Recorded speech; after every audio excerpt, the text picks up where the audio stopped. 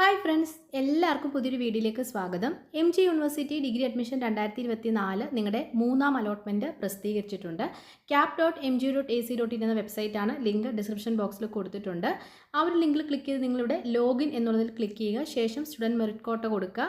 ശേഷം നിങ്ങളുടെ ആപ്ലിക്കേഷൻ നമ്പറും പാസ്വേഡും എൻ്റർ ചെയ്ത് ലോഗിൻ ചെയ്തതിന് ശേഷം നിങ്ങളുടെ അലോട്ട്മെൻറ്റ് നിങ്ങൾക്ക് ചെക്ക് ചെയ്യാവുന്നതാണ്. ഇനിയും ശ്രദ്ധിക്കുക, ഈ ഒരു മൂന്നാം അലോട്ട്മെൻറ്റിലാണ് ഫസ്റ്റ് ടൈം അലോട്ട്മെൻറ്റ് ലഭിക്കുന്നതെങ്കിൽ നിങ്ങൾ യൂണിവേഴ്സിറ്റി ഫീ അടയ്ക്കേണ്ടതാണ്. അത് ജനറൽ വിഭാഗത്തിന് 1418 രൂപയും SC/ST വിഭാഗത്തിന് 50 രൂപയുമാണ് അടയ്ക്കേണ്ടത്. അപ്പോൾ ഈ ഒരു തേർഡ് അലോട്ട്മെൻറ്റിൽ നിങ്ങൾക്ക് ടെമ്പററി അഡ്മിഷൻ എന്നൊരു ഓപ്ഷൻ ഇല്ല. അലോട്ട്മെൻറ്റ് ലഭിച്ച എല്ലാ വിദ്യാർത്ഥികളും പെർമനൻ്റ് ആയിട്ടാണ് അഡ്മിഷൻ എടുക്കേണ്ടത്. അതിപ്പോൾ ഫസ്റ്റ് സെക്കൻഡ് അലോട്ട്മെൻറ്റ് വന്നിട്ട് നിങ്ങൾ ടെമ്പററി അഡ്മിഷൻ എടുത്തവരുണ്ടാവും.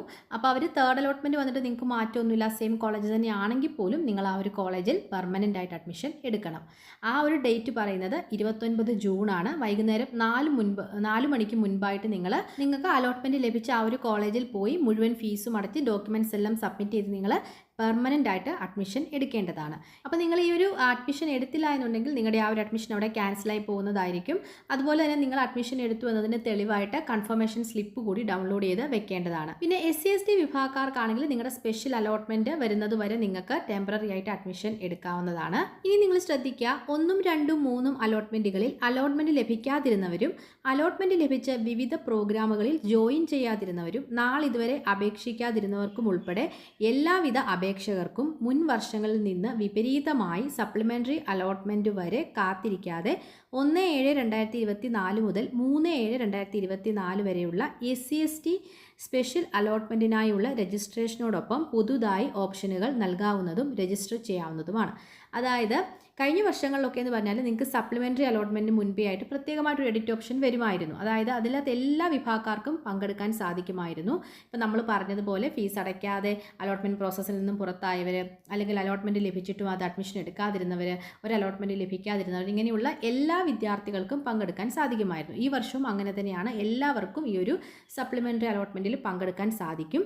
അത് പക്ഷേ കഴിഞ്ഞ വർഷങ്ങളിൽ നിന്നും വ്യത്യസ്തമായിട്ടാണ്. കാരണം കഴിഞ്ഞ വർഷം നമ്മൾ പറഞ്ഞതുപോലെ നിങ്ങൾക്ക് സപ്ലിമെൻ്ററി അലോട്ട്മെൻറ്റിന് പ്രത്യേകമായിട്ട് എഡിറ്റ് ഓപ്ഷൻ വരുമായിരുന്നു ഇങ്ങനെയുള്ളവർക്കെല്ലാം അപേക്ഷിക്കാൻ. എന്നാൽ ഈ വർഷം പറയുന്നത് SC/ST വിഭാഗക്കാർക്ക് ഒരു സ്പെഷ്യൽ അലോട്ട്മെൻറ്റ് ഉണ്ട്. അപ്പോൾ ആ ഒരു SC/ST വിഭാഗത്തിൽ വരുന്നവർ രജിസ്റ്റർ ചെയ്തതിനോടൊപ്പം നിങ്ങൾക്കും, അതായത് ജനറൽ വിഭാഗത്തിലുള്ളവർക്കും അവരുടെ സപ്ലിമെൻ്ററി അലോട്ട്മെൻറ്റിലേക്ക് ഓപ്ഷൻസ് എഡിറ്റ് ചെയ്ത് കൊടുക്കാവുന്നതാണ്. ആ ഒരു ഡേറ്റ് ആണ് പറയുന്നത് 1/7 മുതൽ 3/7 വരെ. അതായത് നിങ്ങളുടെ പ്രൊഫൈൽ കയറിയിട്ട് എഡിറ്റ് ഓപ്ഷൻ ഉപയോഗിച്ച് നിങ്ങൾക്ക് നിങ്ങളുടെ പ്രൊഫൈൽ നിങ്ങൾക്ക് എഡിറ്റ് ചെയ്യാം. അതുപോലെ തന്നെ നിങ്ങൾക്ക് ഓപ്ഷൻസ് എഡിറ്റ് ചെയ്ത് കൊടുക്കാൻ സാധിക്കും. പുതിയതായിട്ട് ഓപ്ഷൻസ് ഒക്കെ ആഡ് ചെയ്ത് കൊടുക്കാം, വേണ്ടാത്ത ഓപ്ഷൻസ് ഡിലീറ്റ് ചെയ്യാം, അതുപോലെ റീഅറേഞ്ച് ചെയ്യാം. ഇങ്ങനെയുള്ള എല്ലാ കാര്യങ്ങളും നിങ്ങൾക്ക് ചെയ്യാനായിട്ട് സാധിക്കും. അതുപോലെ തന്നെ ഇതുവരെയായിട്ടും MG യൂണിവേഴ്സിറ്റിയിൽ ഡിഗ്രിക്ക് അപ്ലൈ ചെയ്യാൻ സാധിക്കാത്തവർക്കും ഈ ഒരു ഡേറ്റിൽ പുതിയതായിട്ട് അപേക്ഷ നൽകാവുന്നതാണ്. പിന്നെ പല വിദ്യാർത്ഥികളും ചോദിച്ചിട്ടുണ്ടായിരുന്നു, സപ്ലിമെൻ്ററി അലോട്ട്മെൻറ്റിലേക്ക് നമ്മൾ ആദ്യമായിട്ട് രജിസ്റ്റർ ചെയ്താണോ ചെയ്യേണ്ടതെന്ന്. അതിൻ്റെ ഒന്നും ആവശ്യമില്ല. ഓൾറെഡി രജിസ്റ്റർ ചെയ്തവരാണെങ്കിൽ നിങ്ങളുടെ പ്രൊഫൈൽ കയറിയിട്ട് നിങ്ങൾക്ക് ഓപ്ഷൻസ് എഡിറ്റ് ചെയ്യാൻ സാധിക്കും. അതിനായിട്ട് നിങ്ങൾ ആദ്യം മുതൽ രജിസ്റ്റർ ചെയ്യുകയോ ഫീസ് അടയ്ക്കുകയോ ഒന്നും വേണ്ട. ഈ ഒരു കാര്യം മാത്രം നിങ്ങൾ ശ്രദ്ധിക്കുക. അപ്പോൾ ജൂലൈ 1-ാം തീയതി മുതൽ നിങ്ങൾക്ക് ആ ഒരു എഡിറ്റ് ചെയ്യാനുള്ള ടാബ് അവൈലബിൾ ആയിരിക്കും. ആ ടൈമിൽ നിങ്ങൾക്ക് എഡിറ്റ് ചെയ്യാവുന്നതാണ്. അതുപോലെ തന്നെ നമ്മുടെ എയ്ഡഡ് കോളേജുകളിലെ കമ്മ്യൂണിറ്റി മെറിറ്റ് സീറ്റുകളിലേക്കും PD കോട്ടയിലേക്കും ഇതോടൊപ്പം തന്നെ പുതിയതായി അപേക്ഷിക്കുവാനോ ഓപ്ഷനുകൾ നൽകുവാനോ സാധിക്കുന്നതാണ്. Community കോട്ടയിലൊക്കെ apply ചെയ്യാത്തവരുണ്ടാവും. അവർക്കിതൊരു അവസരമാണ്. നിങ്ങൾക്ക് പുതിയതായിട്ട് അപ്ലൈ ചെയ്യാനും അതുപോലെ പുതിയ ഓപ്ഷൻസ് ഒക്കെ കമ്മ്യൂണിറ്റി കോട്ടയിലേക്കും PD കോട്ടയിലേക്കും കൊടുക്കാനും നിങ്ങൾക്ക് സാധിക്കുന്നതാണ്. അപ്പോൾ ഇത്രയും കാര്യങ്ങൾ നിങ്ങൾ ശ്രദ്ധിക്കുക. അപ്പോൾ നിങ്ങൾ പെർമനൻറ്റ് അഡ്മിഷൻ അതാത് കോളേജുകളിൽ പോയി എടുക്കുക. നിങ്ങൾക്കും, അതായത് പെർമനൻറ്റ് അഡ്മിഷൻ എടുത്തവർക്കും ഈ ഒരു സപ്ലിമെൻ്ററി അലോട്ട്മെൻറ്റിലേക്ക് പങ്കെടുക്കാൻ സാധിക്കും. കാരണം നമ്മുടെ ഒരു നോട്ടിഫിക്കേഷനിൽ പറയുന്നത് എല്ലാവിധ അപേക്ഷകർക്കും അപേക്ഷിക്കാൻ സാധിക്കും എന്നാണ്. അപ്പോൾ പെർമനൻറ്റ് അഡ്മിഷൻ എടുത്തവർക്കും സാധിക്കും. അപ്പം അതുകൊണ്ട് ഈ ഒരു മൂന്നാം അലോട്ട്മെൻറ്റിൽ നിങ്ങൾക്ക് കിട്ടിയ കോളേജിൽ പോയി നിങ്ങൾ പെർമനൻ്റ് ആയിട്ട് അഡ്മിഷൻ എടുക്കുന്നതായിരിക്കും കുറച്ചും കൂടെ സേഫ്. കാരണം ഈ ഒരു സപ്ലിമെൻ്ററി അലോട്ട്മെൻറ്റ് ഇനി വരുന്ന സമയത്ത് നിങ്ങൾക്ക് അവിടെ വേറെ കോളേജൊന്നും കിട്ടിയില്ല എങ്കിൽ നിങ്ങൾ ഈ ഒരു തേർഡ് അലോട്ട്മെൻറ്റിൽ പെർമനൻറ്റ് അഡ്മിഷൻ എടുത്ത ആ ഒരു കോളേജ് നിങ്ങൾക്ക് നഷ്ടപ്പെടാതിരിക്കും. അപ്പോൾ അത് നിങ്ങൾക്ക് സേഫ് ആയിട്ടിരിക്കും. ആ ഒരു കാര്യം നിങ്ങൾ ഓർക്കുക.